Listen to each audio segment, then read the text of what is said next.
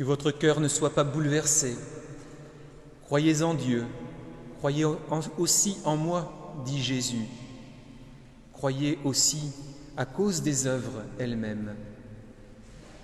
Chers paroissiens, chers amis, reconnaissons-le, ce temps de confinement a été un temps de bouleversement pour chacun.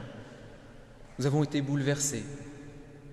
Nous avons été sûrement traversés par des sentiments de peur, d'angoisse par rapport à cette maladie, par rapport à l'avenir, par rapport à l'avenir professionnel pour certains. Je pense aussi aux étudiants, l'avenir d'études, d'un travail. Certains aussi ont été traversés par l'épreuve, la grande épreuve du deuil d'un proche. Oui, nous avons été bouleversés. Également, sûrement dans notre foi, qui a été bouleversée. Nous ne pouvons pas et nous ne pouvons plus encore pour un mois, nous rassembler ici, dans l'Église, pour nous nourrir du pain eucharistique, du pain de vie, cette source et ce sommet de la vie chrétienne. Oui, nous avons été bouleversés aussi dans notre foi, comme Thomas et Philippe ont été bouleversés. L'épreuve est là et Jésus nous invite à la traverser et Jésus nous dit qu'il la traverse avec nous. Nos angoisses sont ses angoisses. Rien de ce que nous vivons ne lui est étranger. C'est le principe et la réalité de l'incarnation.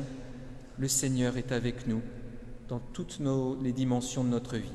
Alors, il nous invite à être en vérité devant lui, tels que nous sommes, dans nos bouleversements, et il nous exhorte encore à croire, à mettre toute notre foi en Dieu, le Père, dans le Christ, en lui, et puis aussi dans ses œuvres, dans les œuvres qu'il fait encore chaque jour. Approchez du Seigneur Jésus, nous est dit dans la première lecture. Je suis le chemin, la vérité et la vie. Je suis dans le Père et le Père est en moi. Tournons nos regards toujours vers le Christ ressuscité et entendons cette promesse du ressuscité.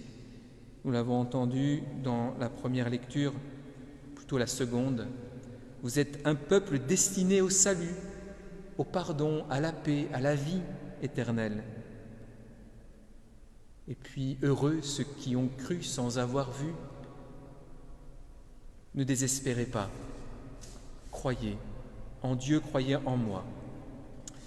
Je vous propose, pour continuer notre chemin de foi dans une vie encore bouleversée, même si nous allons être déconfinés encore un temps, où il nous faut être encore vigilants, attentifs aux plus isolés, aux plus démunis, je vous propose, à la lumière de la première lecture, de nourrir notre foi en 3 lieux, en 3 tables. La table de la parole, la table du frère et la table d'une vie eucharistique. Vous l'avez entendu, il n'est pas bon que nous délaissions la parole de Dieu. Restons assidus à la prière et au service de la parole, disent les apôtres. Ils témoignent, la parole de Dieu était féconde. Voilà, nourrissons-nous toujours et encore à cette parole de Dieu où le Seigneur vient se faire proche de nous, où il se rend présent à travers cette parole. Nourrissons-nous également de la table du frère. Les deux sont liés. Et les apôtres appellent, vous l'avez entendu, cet homme pour pouvoir assurer ce service du frère. Le service du frère, le service de charité, est indissociable du service de la parole et du service de la table eucharistique. Aimez-vous les uns les autres comme je vous ai aimés, dit Jésus. Continuons à vivre ces gestes de solidarité que nous avons pu contempler, vivre durant ce temps de confinement. Ces applaudissements à 20h, ces coups de téléphone reçus ou donnés, les mails, les SMS, les réunions par visio, un pardon que j'ai pu donner ou recevoir, une chose inattendue, une conversion, une parole d'évangile que j'ai entendue pour moi, les lectures qui m'ont nourri, les célébrations télévisées, la sérénité qui m'habite, la créativité dont j'ai fait preuve. Continuons à vivre de cette façon notre vie de frère, cette table du frère et cette vie eucharistique. Oui, nous sommes appelés à annoncer les merveilles de celui qui nous a appelés des ténèbres à son admirable lumière, nous dit l'extrait de l'épître de Saint Pierre. Alors oui, continuons à soutenir notre foi, notre vie à la table de la parole, à la table du frère, à la table d'une vie eucharistique, en attendant de pouvoir nous nourrir ici, dans cette église, du pain eucharistique. Car nous sommes appelés à être des pierres vivantes aujourd'hui, à vivre de manière eucharistique, dans l'action de grâce pour les merveilles que le Seigneur a déjà fait en nous, par nous, et même à travers nos vies bouleversées. Demandons au Seigneur ce matin d'augmenter en nous cette foi en Dieu, cette foi en Christ.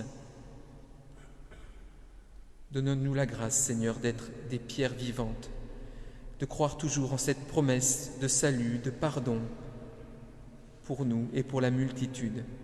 Et donne-nous d'annoncer par notre vie les merveilles du Christ ressuscité, qui nous a appelés et qui nous appelle encore aujourd'hui de passer des ténèbres à son admirable lumière.